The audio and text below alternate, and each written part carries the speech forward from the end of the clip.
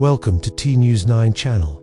Today, we're diving into Chapter 10 of The Silent Verdict, titled The Verdict. The most dangerous moment in a trial isn't the testimony or the evidence. It's when the talking stops. For 9 long hours, the jury deliberated. In the tense silence of the courtroom, everyone felt the weight of that time. 9 hours, too long for a quick, certain conviction, but maybe too short for complete and utter doubt. Max sat perfectly still, his hands folded, a mask of professional calm hiding the storm inside.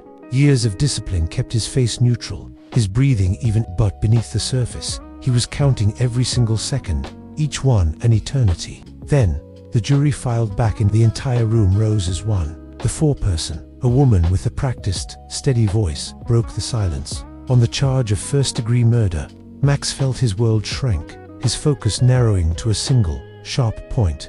The next words would change everything.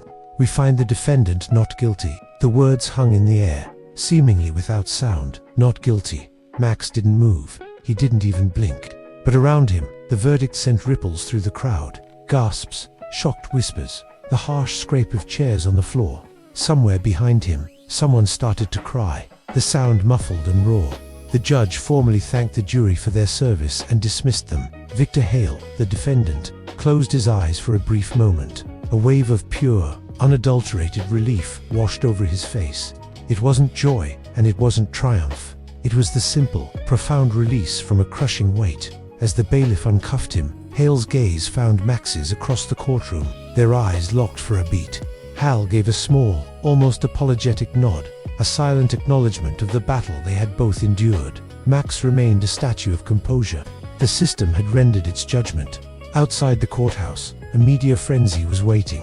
The flash of cameras was blinding, and reporters shouted questions, their voices a chaotic jumble. Opinions were being formed instantly, broadcast with absolute confidence. Max walked straight through the throng, a silent figure in a sea of noise, not uttering a single word. He ignored the microphones thrust in his face and the questions hurled at his back. Later that night, the silence of his apartment was a stark contrast to the courthouse chaos. Max pulled Emily's drawing from his coat pocket. He stared at the child's sketch, at the sun she had drawn.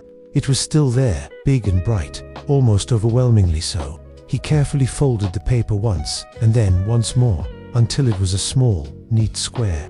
As he tucked it away, something inside him shifted. It wasn't a break, and it wasn't healing. It was something else, a settling, a finality. The verdict had been delivered, but Max Cross's judgment was just beginning.